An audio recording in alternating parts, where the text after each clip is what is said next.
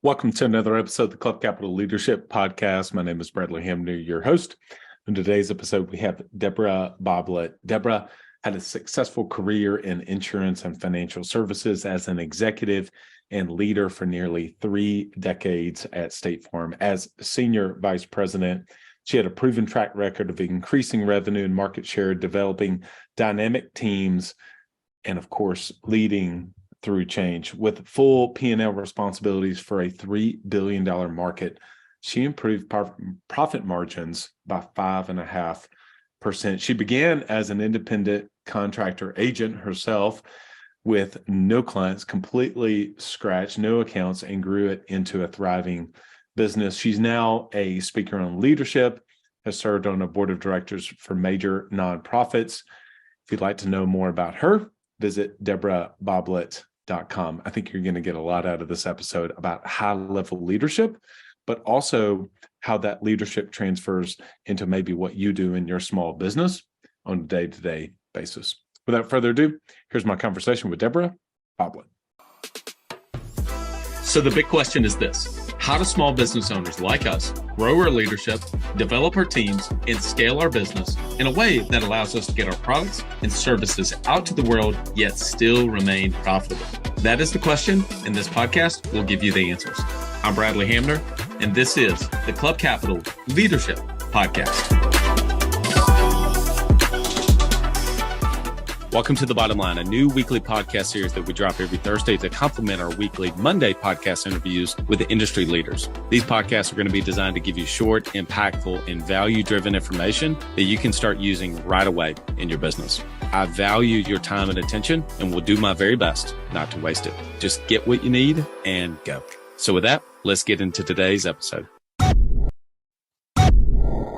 Are you an agency owner looking to grow your revenue, increase your bottom line, and better manage your taxes? Club Capital is here to help. Club Capital is the largest accounting and advisory firm for insurance agents in the country, providing monthly accounting, tax strategy, and CFO services. Way more than bookkeeping and your everyday run-of-the-mill tax prep, Club Capital is focused on providing financial and tax advisory services that help you plan and forecast your agency's performance. Their financial dashboards and agency forecasting tools help you better understand your agency's historical performance, create and measure future targets, and see how your agency compares to your peers around the country. Imagine what it would be like to understand the impact to your bottom line when deciding to hire a new employee, or forecast the impact rate changes or commission rates will have on your business. With over $200 million in tracked annual revenue and $140 million in tracked annual expenses, Club Capital has the data and the team to help you make better informed decisions for your agency.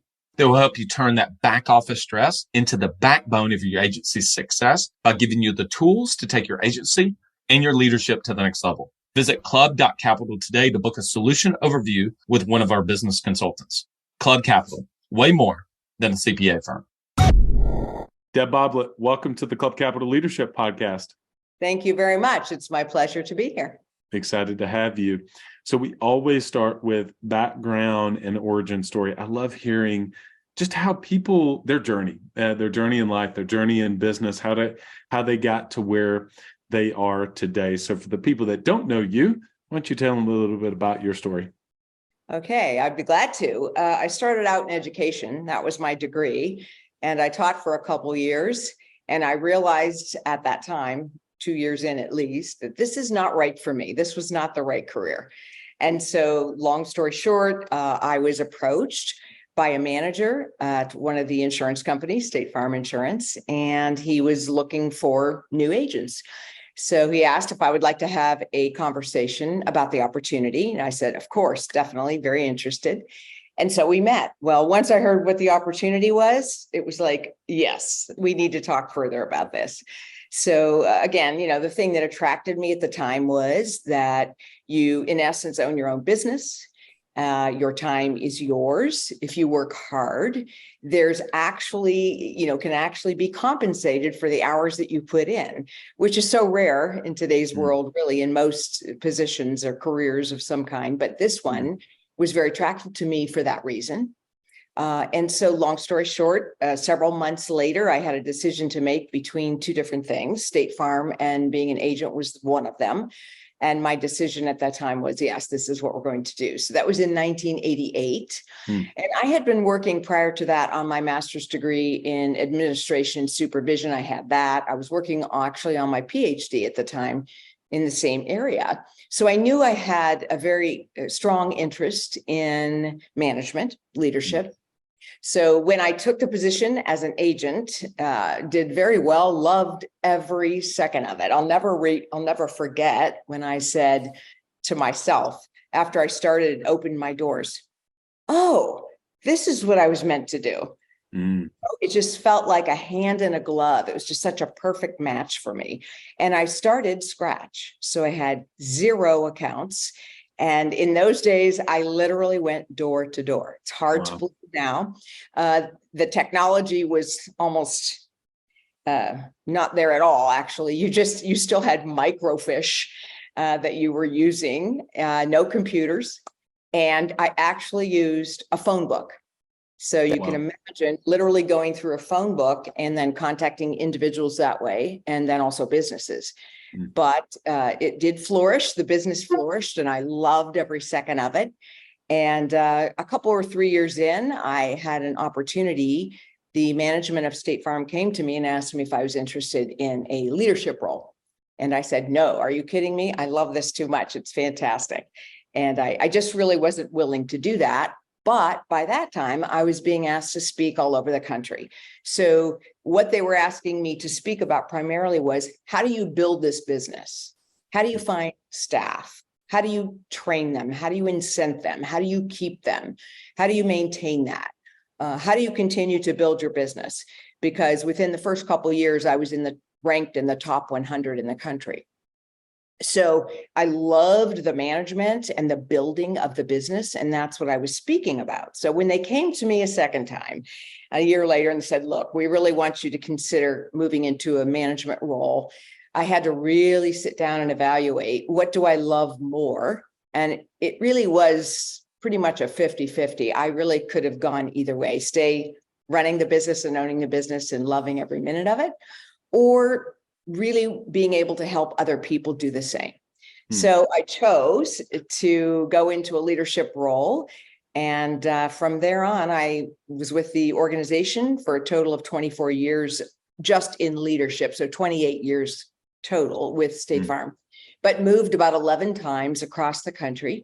So I've worked both coasts. I've worked in the middle. I've worked in the South. I've been in the corporate office twice in Bloomington, Illinois. But all of that time, each promotion that I received, I really felt like it was meant to be. And all of the experience and all of the training that I had received, good and bad experiences, failures, successes, all really helped me along the way. And so it was very exciting to be able to help other people build their businesses as well. Yeah, that's awesome. Well, I want to go back to those early years. You were in education. You were an educator. Yes.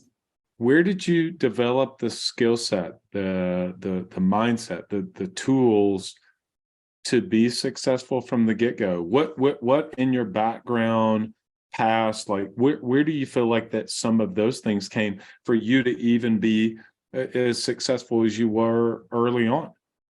Well, I've often been asked the question, what does it take to be a great either salesperson or leader, et cetera? And a piece of that is it really does take passion and drive. It takes a lot of discipline. And so I was kind of naturally wired that way. And I love people. I love being around people. There's just no doubt about it. It's it brings me so much joy. And then I love watching people improve and seeing kind of a result of all the work that you put in. So a lot of those characteristics were extremely valuable in my role as an agent, and they were very valuable in my role as a leader. And all of that carries forward. I'm kind of a very anal, organized person, and that was very helpful in putting the business together and keeping it alive and moving forward. And I'm just naturally driven, and I'm so passionate, I could be passionate about this pencil. So I have to actually be careful that I'm not too passionate for some people, but that really helped in terms of my position as an agent and also my position as a leader. I'm really curious. We talk about in business in general, but from 88 to, for your entire career, we could start to begin to point to all of the things that changed, right? I want to ask a more challenging question. What hasn't changed in business? That's a great question, because you know what never changes? People. Hmm. And so any business that you're in where you are with people or asking people to purchase something or think about something, et cetera, that never changes. People want, and a lot of my agents would have heard me say this in leadership that I was responsible for years. It still remains true of my own business today. And I'm very active here in the community with other business owners and doing a lot of coaching around that as well. And the thing is this, that, people, no matter where you are in life, you still want to know that somebody is taking care of you. And what I mean is not so much the customer service that you can provide, because I think that's a given in today's world. You expect it, but it's this experience of what people have when they work with you, because that's what drives them to want to come back to you, and more importantly, to stay with you. So all of the coaching that I've done with business people for years has been around, make me, I'm your customer, whatever that is, whatever product you sell, and whether it's tangible or not, or consumable or not, make me want to be with you and make me want to stay with you. Why am I staying with you? What's driving me to be there, as opposed to, and I used to talk to the agents a lot, right? Your customers can go to 300 different people who also have an insurance background. Why are they coming to you? Yeah. Why do they want to be with you? And I'm actually coaching someone right now who's in a completely different industry. And we're creating that for him right now, which is, thousands of other people do what you do. Why are you different from them? And then why would people want to stay with you? And to me, that's what never changes. That stays the same. And I don't care what business you're in. I'm also coaching a lot of people in medicine. It's the same thing. It really doesn't matter what industry you're in. Yeah, for sure. I was actually, the podcast I was telling you about that I recorded earlier today, this very thing came up. We were discussing, and a lot of times it gets couched as kind of a fancy term of value proposition, right?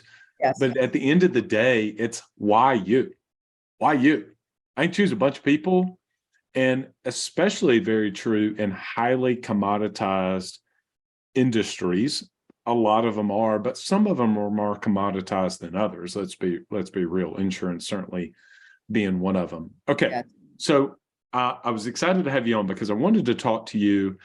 Goodness, the podcast is called the Club Capital Leadership Podcast. And I specifically chose that because we're 250 episodes in. I've recorded or so at this point. And I feel like even with that, we're scratching the surface of beginning to understand leadership. It's so many different moving pieces to it. So I'm going to take this down a few different paths. But first, what's your definition of leadership? Leadership, to me, and you've probably heard this definition before, but it is true. It's really looking at the reaction of those around you, and it's drawing people to you so that they want to follow you. So if you're in any kind of position of leadership, it really doesn't matter. The question you want to ask yourself is, do people want to follow me?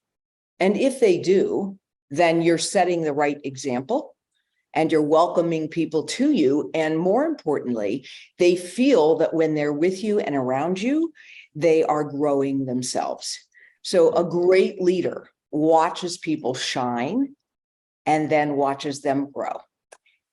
And that's really a true leader, a very good leader. I love that.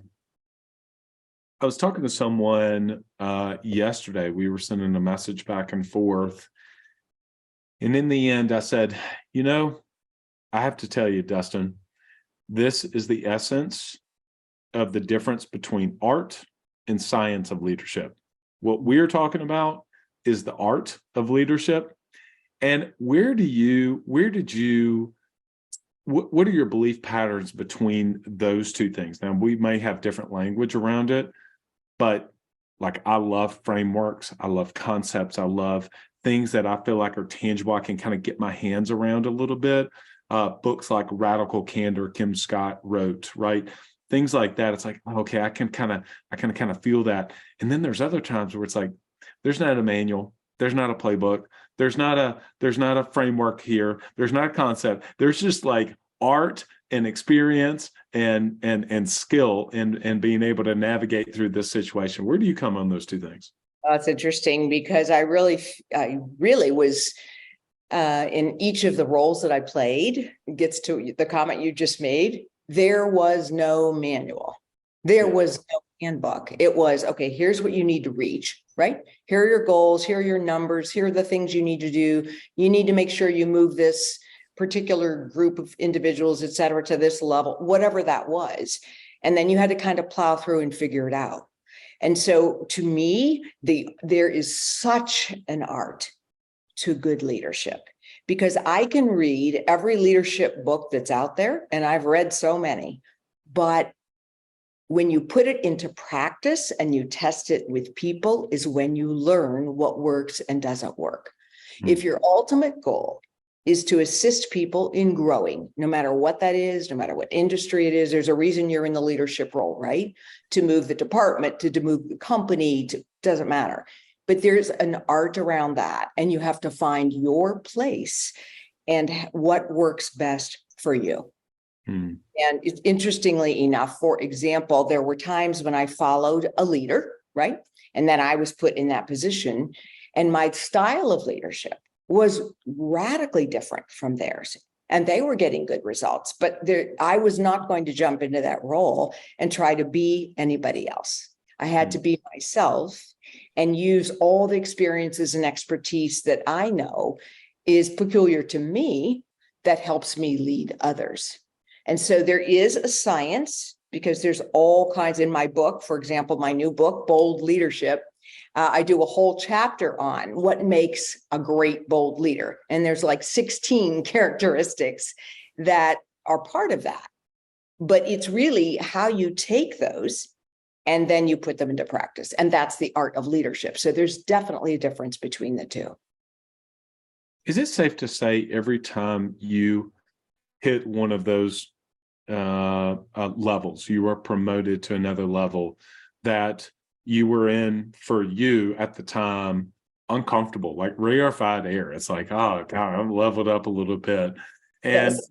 and I think even the business owners listening, they're growing, they're doing well, and then they get to a place where they go, man, I've gone from 3 people, that was super easy, to now I've got 9, and I'm working more. I don't know how to, they're trying to give more of themselves, the same amount to 9 or 10 people as they did with 3. And then they scale to 20, and now they're in super. And like, does that make sense? So can you speak to your own experience of being in that uncomfortable position and managing more people or leading more people? That's a whole discussion about managing versus leading. Yes, very big discussion. Agree completely. Yeah. But just specifically, how did you navigate through that yourself? So you hit a really great point as it resonates with me, which is at each of the levels where I went, if I was promoted, it was a whole new ballgame, right? It was still about the people, though, that I had to lead. But most times that I was promoted, it added, to your point, right, a whole lot more people for whom I was responsible, to the tune of thousands and thousands that I was responsible for as a senior vice president. However, what I will say is this, and it's an interesting question because I've thought of this many times myself and people have asked me, what helped me move from one position to another and level where I would now accumulate a lot more responsibility were the systems that I had in place that I simply took and moved forward. So that has been literally my foundation for success for years.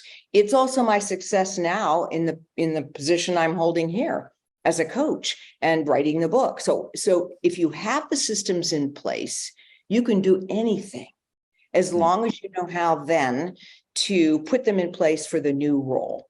But often they don't change. A lot of it is about follow up, follow through, how you treat people, time frames, all of those kinds of things. All the discipline that you use at an early stage, you simply apply as you move forward and upward. And to me, that has been absolutely the foundation of my success, is to have those systems in place that I literally utilize every single day. I'm a big system person. Love systems, love operating systems, frameworks, etc. Help me reconcile, and other people, that idea. I pulled the system from here.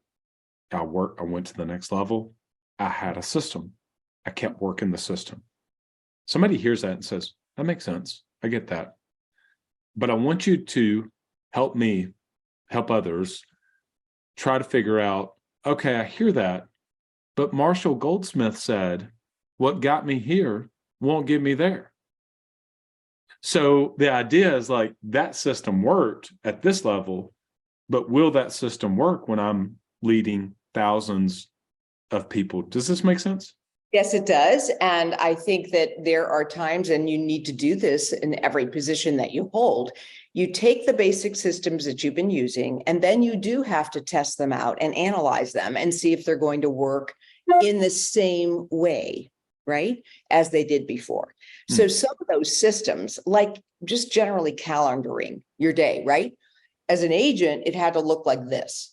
Then I moved to my first leadership role. And by the time I moved to the top, I was still doing a calendaring, but it changed dramatically. And part of it is because of technology, right? So at the beginning, I literally had paper and pencil. That's what we were doing.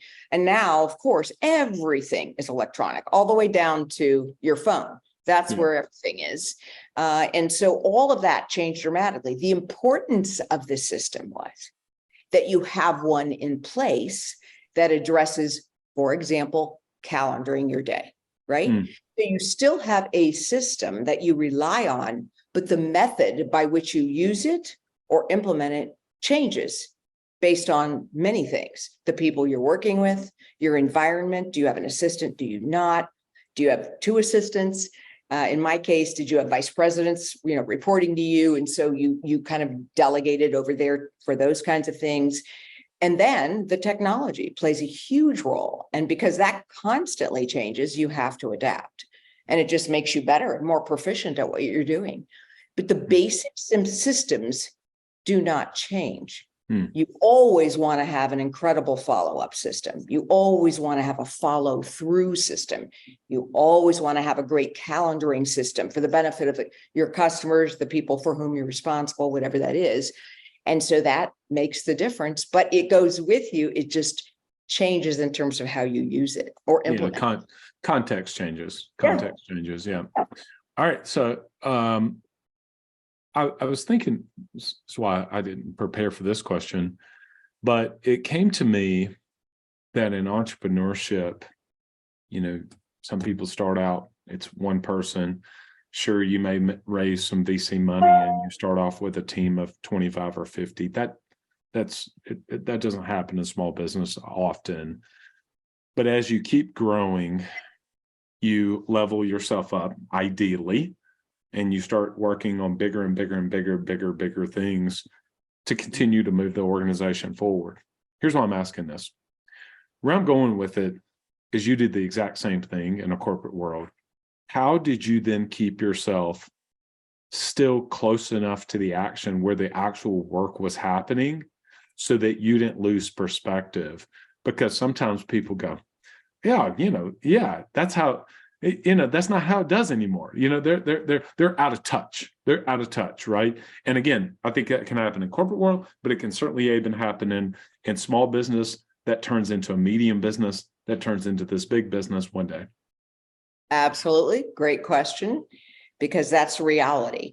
What I did personally was extremely important to me, because I needed to know what was happening on the ground. So it goes back to being very disciplined and organized and calendaring. So for example, when I first took on one of the new leadership roles, there were certain amounts of time that I would spend what we called in the field. And so I needed to be literally in the front of agents and their team members. And so, for example, let's say 4 times a month, once a week, I was in front of an agent and their team members. And so I had a list of kinds of activities that would allow me to do that. And I literally would go there with the nitty-gritty questions. For example, is this new thing that we just invented, is this working with your customers? What responses are you getting? What are the hassles? What are the problems with it? What are your customers saying? What's the good? What's the bad? What do your staff think of this? Is it manageable? You can go on and on with all the questions, but that's how I kept very, very close to what was happening in the field. And if any of our agents are listening that know me, or any leadership that know me, they'll know, because I was out there constantly. And that was the purpose of it, is to be literally in their offices, take them to lunch, take them to breakfast, take them to dinner in small groups. And then literally we had a discussion around how is it going, and tell me what we need to fix. All right. First number that comes to mind. All right. Just back of the napkin number. How many small business owners have you interacted with personally over your career? My goodness, thousands. Yeah. Thousands. Right. Well, that leads me to my next question. What's the best practices? What are the ones? What are the elements? Give me the threads. I want the threads. Okay. I want specifics. We're going from high level to eye level. Okay. Where the threads are the successful ones. And then I want you to flip it and give me, as Charlie Munger calls it, inverse thinking. Yes. Give me the opposite. Yeah. Give me the opposite and tell me all the things, the ones that just don't get it done. Because we'll take that and just go, don't do that. Yeah. Okay. Yeah. There's your list, right? Yeah. I mean, if you think of some of the best business owners that I have worked with, I'm sorry to be repeating myself again, but if you have to get action from your customer, okay? So for example, you want to sell a product to your customer. And in our case, in insurance, it's a non-consumable product, right? It's not like I'm selling you this pencil that you're going to go use and see if it works or not. No, it's an insurance product that you may or may not have to literally use at some point, right? Yeah. If it's life insurance, it's obviously a death. Home insurance, major household issue. So the point is that you still need to have a system in place, and the best do, of how you follow up with your customers. What's the method you use for marketing to get them in the door? And I've often said to agents, and this is my opinion of what some of the best agents have done, is you have to have multiple marketing balls in the air at all times. Because if you have one that you're counting on to draw customers to you, it's not gonna happen forever. It might work for a time, but then you also need something else and something else. And so it's having a plan, literally a business plan that includes how you get people in the door. What do you say? What is your staff role? And you need to have a staff handbook that says to them, these are the expectations, right? You need to be able to incent your staff along the way. So it's not just, hey, you're doing your job great, and that person's going to stay with you forever. Not going to happen, especially in today's world. So you've got to have a way that incents, and in this case, in today's world, I would say individually, because every person that you hire is basically enthusiastic about one or the other, but not everything everybody else feels excited about that will keep them working with you. So that's critically important. And so as you look at all of those together, the best agents have a business plan, and most importantly, that they take action on and hold themselves accountable for. Mm. That's the key to a successful business. I don't care whatever industry you're in. I'm coaching people now from all different kinds of industries.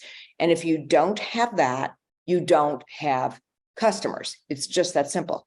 The other question that comes up often around this topic, and I just got asked this again, and I'm working with someone right now. They don't have all those skill sets. It's not natural to them to do it.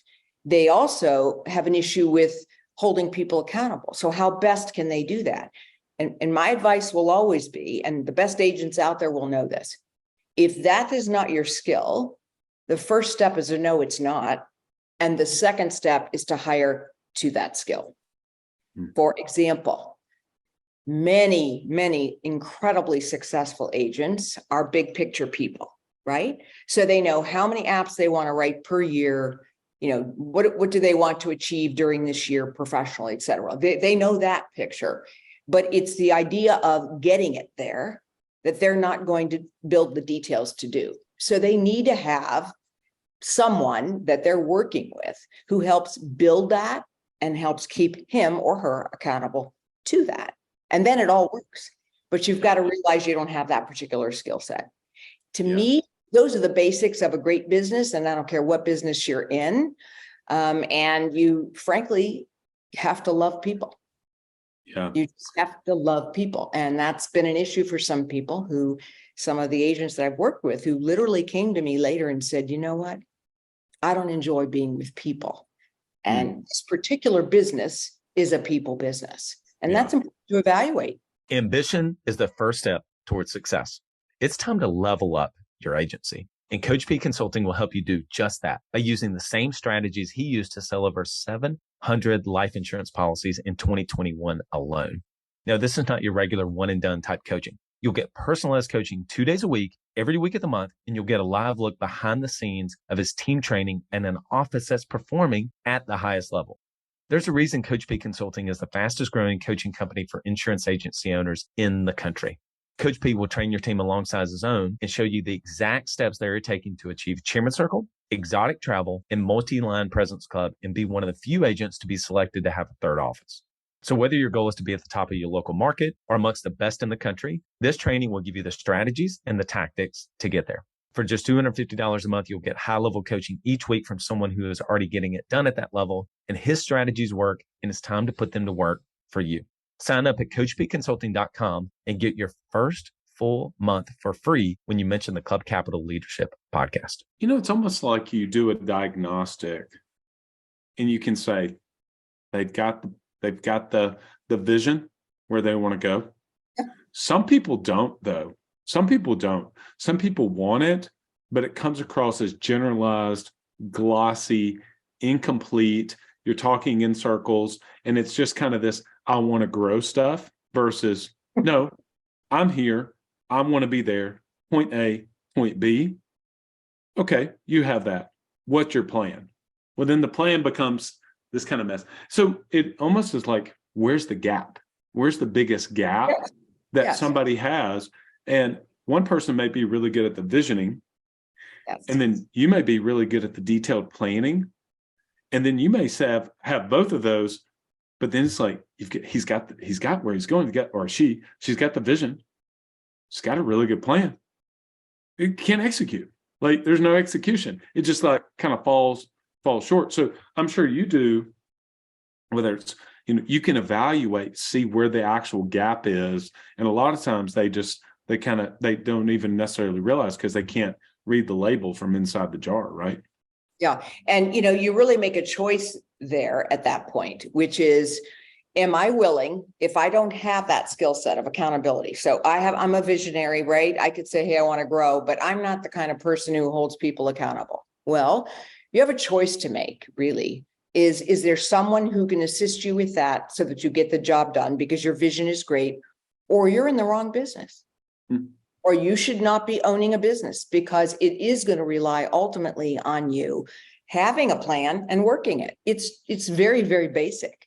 Yeah. But there have been people that we have advised not to get into the business because that drive to get there and make sure they had a plan to get there and follow it was not there. And that would be very detrimental to the person who's trying to own the business and then ultimately to the customers of that business.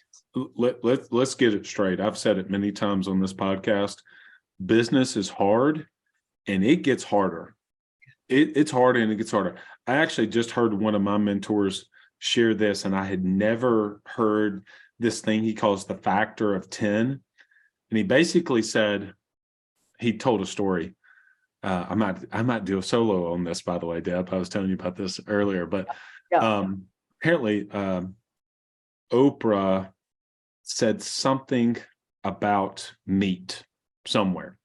Okay. And cattle farmer associations said, we're going to sue you for $1 billion. And apparently they tried to, right? And somebody asked her, like, are you not stressed out of your mind?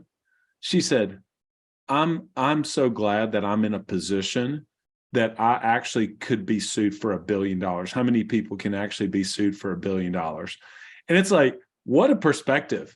That is, what a problem to have, versus I'm dealing with $100 problems. Can you deal with the factor of 10 of 1,000? Okay, got those. Now $10,000 problems, now $100,000 problems. So the bigger you get, you're going to deal with more and more problems. I'm sure you saw the exact same thing in your role. Yes, definitely. And so again, I think you really have to take the basics and then you have to move them out and multiply them out, because exactly that.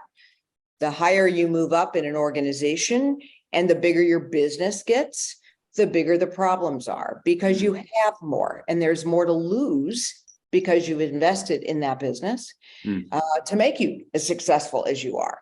But I keep going back to this. I don't know, Bradley, I just really believe it. And I guess it's been reinforced again in the last couple of years as I'm coaching people in multiple businesses, that is still so true. As I analyze what the issues are and we have conversations, it always comes down to those basics that are not in place, or they are in place, but they don't know how to act on them or to hold themselves accountable for it. It has to happen. It's just who you choose to do that. Yeah, sure. All right, I got to ask a question. You can save, you can redact the names and to protect the innocent. But oftentimes in business and in leadership, we've learned the most through mistakes that we've made. What are a few moments that you can look back on and say, I just didn't handle that very well, and in the moment, I wish it hadn't happened, but looking back on it, I'm so glad that it did, because it taught me an invaluable lesson. Oh, I have many of those. And I'm asked to speak on that a lot. What are the mistakes you've made and what about your learnings and what were they? So I'll give you an example. This is a leadership learning, not so much running the business learning. But when I was in one part of the country, I was told by, those above me, we want you to go out there and we want you to fix it. We have major problems here. We know your skill set, your experiences are going to go out there and you're just going to go fix it. Right. Yeah. So that's kind of who I am. So I go out there and I'm ready to fix it. Well, it had the opposite effect because of where I was, et cetera, et cetera. It's a little bit more complicated, but that particular group of individuals did not respond well to that at all. And so in that first year and a half, my numbers were over here, way down here, right? Until I did a very humbling experience with them. And if any of them are listening, and I still recommend this for many business owners. And that is, I did what's called a stop, start, continue. And so at that time, I had a huge team of field executives reporting to me. And the idea behind it was, tell us what you want Deb to stop doing because it's ineffective. What do you want her to start doing that she isn't doing that would help? And what do you like that she's doing and you want her to continue to do because it is helpful? Well, that meeting was about 6 hours long. And so did I learn a ton about myself and about the team for whom I was responsible and what they really would want from me differently? Oh yeah, definitely. And so I implemented my own business plan and gave it to them and said, okay, I'm going to change the following things based on what you told me via your feedback. And then I want you to hold me accountable. And I'm going to check in with you every couple months and ask you, is this meeting your needs? Is this what you had in mind? Is there anything else I can be doing differently that will impact you positively? And frankly, that's when my career took off even more. And it was because I learned so much from that particular experience that went with me as I moved forward. And I had to change my leadership style in some situations and some of the things that I was doing because it wasn't always effective. And it was a very huge learning experience for me. Ultimately, what a great example. Yeah, the good news is then those numbers started flourishing, and I really was very excited about the difference it made. But it was all about me humbling myself and learning more about myself so that I could then replicate that in a different way as I moved across the country. Okay, this is great. This is actually a really great segue into something that is a kind of a catalyst off of that scenario. And that's such a great example. Kudos to you, though, for having the humility to go, okay, it's not working. At the end of the day, you being effective is what matters. What the path that you took wasn't the right one. I've got to kind of go back. And then I'm sure that 6-hour meeting was not fun.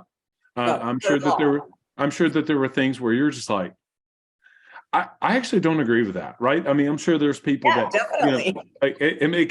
There's times where it gets the mob mentality, right? Yeah. And everybody's just like, jump on, because that's just what it is. Just add on more, Yeah, just add on, right. So, but here's what I want to get to. I want to get to feedback loops. So, because let's say your internal team, okay? And I was just talking to somebody about this yesterday or the day before, and he's really working hard in his organization to create to where he's giving feedback and then they're giving feedback. But he's had a couple of people that almost are resistant to want to be completely honest. And here's why. They think, I don't know about that. I don't know if I want to give my manager that type of feedback, because if I do, that might come back and bite me in the butt. What did you do to allow people to feel safe, secure, to give that feedback versus, no, we're not going to give you the feedback you really want, Deb. We're going to actually just tell you what you want to hear, so that I don't cause any problems. So in that particular case, and then I've done something similar to this in different roles that I've played, I didn't conduct the meeting. Oh. So I had somebody else from a very objective perspective come in. They had filled out the information in writing in advance. And then that person led the discussion about all of those issues with them. And that meeting was 6 hours of conversation. Wow. Then they pulled me back in, and then we spent another couple hours together where they discussed these things with me. But the best thing that I could have done for that exact reason, Bradley, is to make sure that they felt comfortable talking about whatever it was that was on their minds. Because I'll tell you what I knew. If they didn't give it to me honestly, then nothing would change. And I needed to know what is hindering you from moving forward, and what do you need from me that will really help you? And so by doing it that way, it was very, very helpful. And I think that's why we got very honest answers. Oh, yeah, that's good. That's really good insight. Okay, so I know that everybody will answer a version of this and they'll say, I'm grateful for the experiences. I don't have regrets. So it's not about regrets in this question. But if you could go back to 1988 and you are speaking to the 1988 Deb Boblitt, and you have the opportunity to speak into her life, and what I'm using that as a representation of somebody who is very early on in their career. They're a newbie in leadership. They've never been in this position. They're honestly in rarefied air.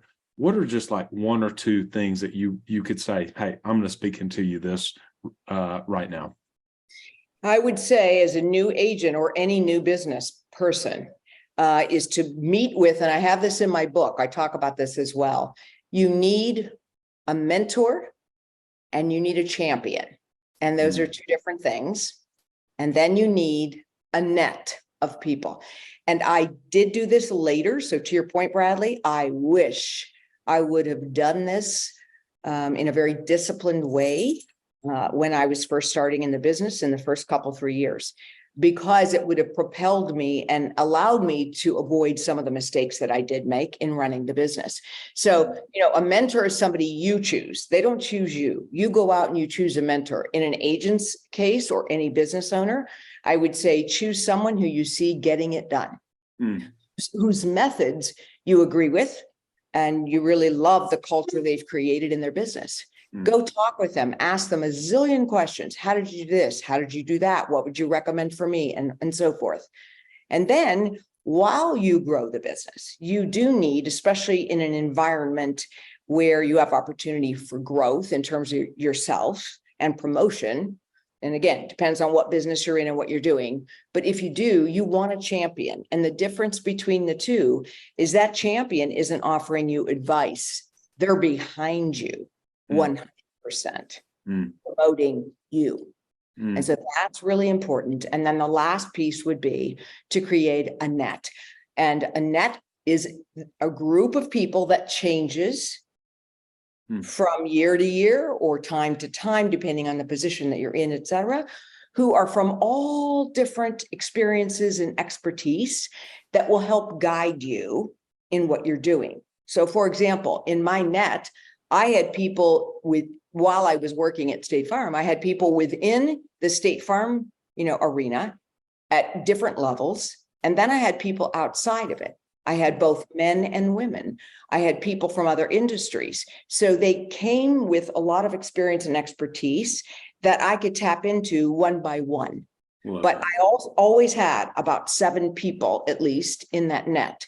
And then when I changed positions, often I'd want to put somebody else in there because it made sense for me to, sure, have somebody else that I could use as a reference, a resource or whatever. That was extremely helpful in my career. And I'd recommend that to everybody, no matter what they're doing. But those 3 pieces, I wish I would have known early on, and it would have made a difference. Oh, that's awesome. Well, you've mentioned it a couple of times. You teased it a couple of times. Congratulations on your book that just released a few months ago, Bold Mission, Courageously Pursuing Your Calling. So what was the impetus behind deciding to write your book? Well, when I had left the company, I, of course, had so many people say to me, I hope you're going to write a book. I hope you're going to do something. I hope you're going to tell everybody about your experiences, et cetera. Because by then, I was doing a ton of speaking and had created large groups of individuals where we would hold kind of leadership meetings for aspiring leaders and that kind of thing. And at first I said, no, there's no way. I'm not writing another leadership book. Who cares, right? And what are Deb Boblitt's experiences going to do for anybody? And so then I started my coaching business. And I was actually watching a podcast for coaches.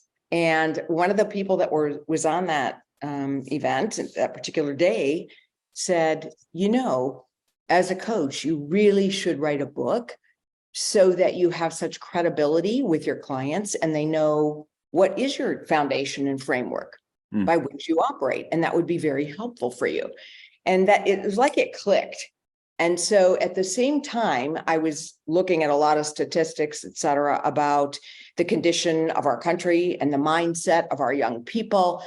And as we all know, following COVID, lots of suicide among young people, particularly, believe it or not, women, who literally had, and this was from the CDC, that report just came out recently, where they analyzed young people in terms of their anxiety, their fear, and particularly their hopelessness. It's huge among young people and college age individuals. So with all of that in mind, the more I thought about what was happening in our country and, culturally, how we were all feeling and things had changed, et cetera. And after COVID really created a difference was, we need more and more bold leaders who are out there being able to talk about what matters. and not worrying about what other people say. But what do you believe are your skills, your talents, and your mission in life? So it starts with your skills and talents, which leads to what do you believe your mission is in life? And then once you know what that is, what are the steps for getting there?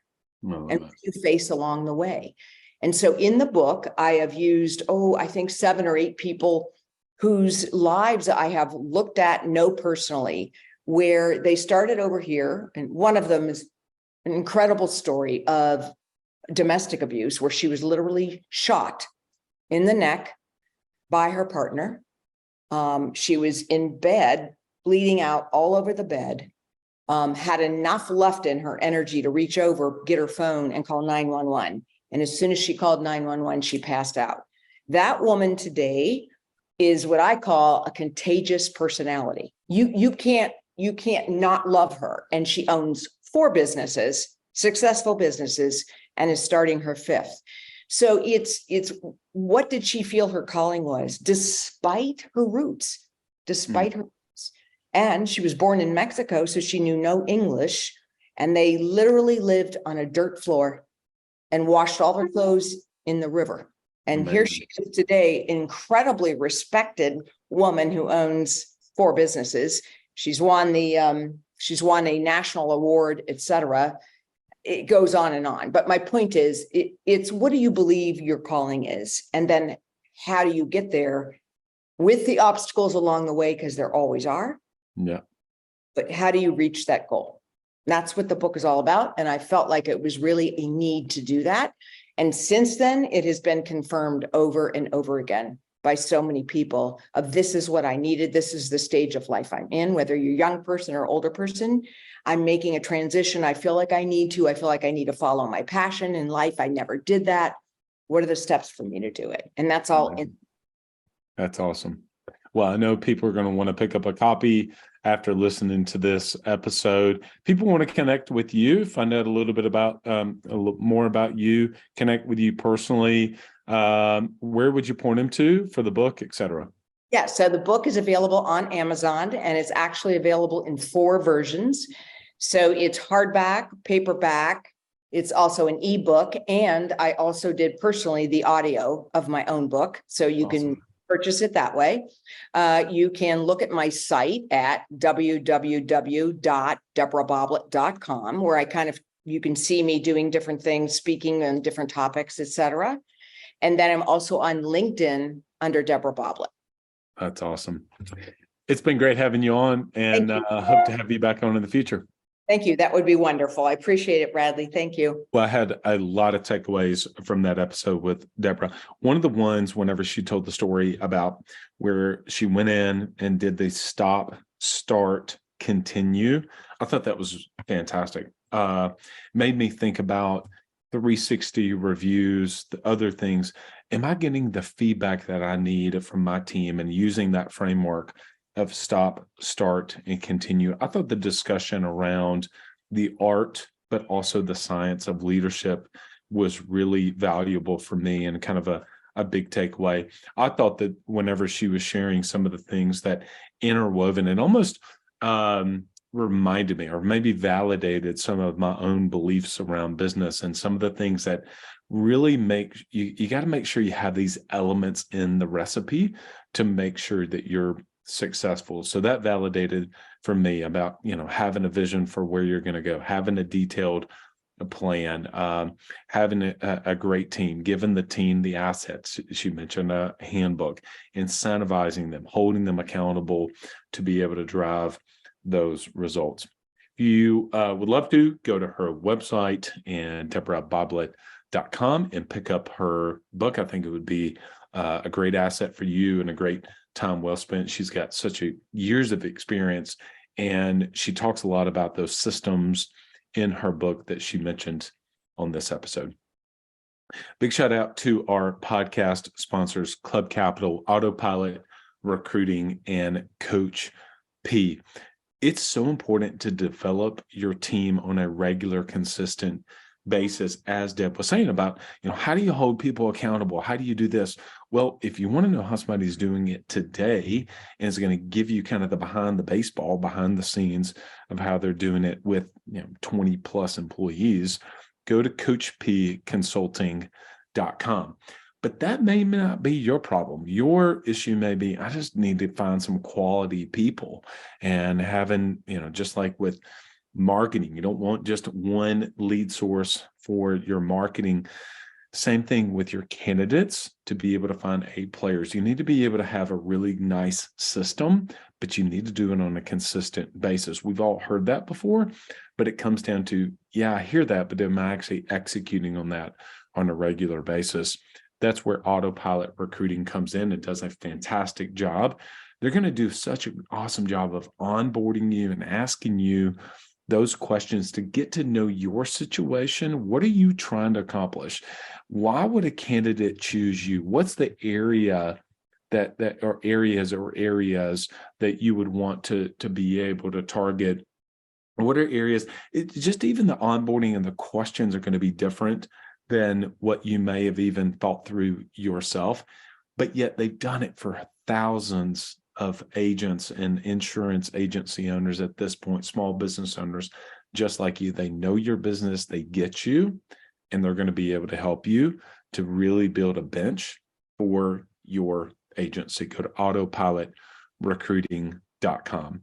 In my intro with Deb, I mentioned complete P&L responsibilities that she had. And while that was obviously not her business, she certainly had her own business at one time.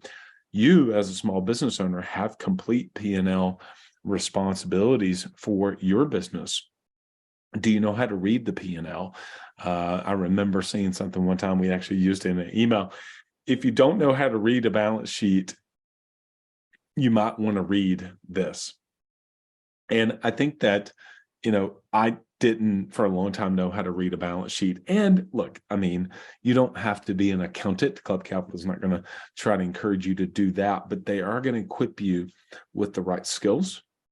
They're going to transfer over the right mindset for you. And then they can help you to be able to make sure you have the right tools to make better decisions in your business. Go to club.capital, take a look at all the different offerings that they have. And not only that, but you're going to be able to book a no obligation demo with someone. Go to club.capital. Hey, have you heard? We are launching a Club Capital community. Go to the website, go to club.capital/podcast. And you're going to learn some more information about the community that we are building. Look, I know that many of you are already in different groups, whether it's on Facebook or whatever. You may say, why do I need to be in another group? Have you ever wanted to feel like that you could actually interview, you could ask questions? I really wish Bradley would ask this question. Well, now you can. If you're a part of our leadership community, we stream these interviews. Instead of them being down the road, 6 weeks or 7-8 weeks down the road, you actually get to participate in our podcast community. We think it's super unique. We're at the time of this recording, we have not launched it yet. By the time this releases, we will just be in some of the beta phase. So if you go to club.capital/podcast, you can get on the list, or you'll be able to join whenever we go live. We're really excited about this. Wanted to be able to find different ways to be able to serve you. And a lot of people have mentioned that they wish that they could ask questions. And some of the people that we have on the podcast obviously are incredible. We're so fortunate. And now we want to be able to bring you into a community of other people for the podcast. So go to club.capital/podcast and check out our leadership community. All right, everyone. So next episode, lead well.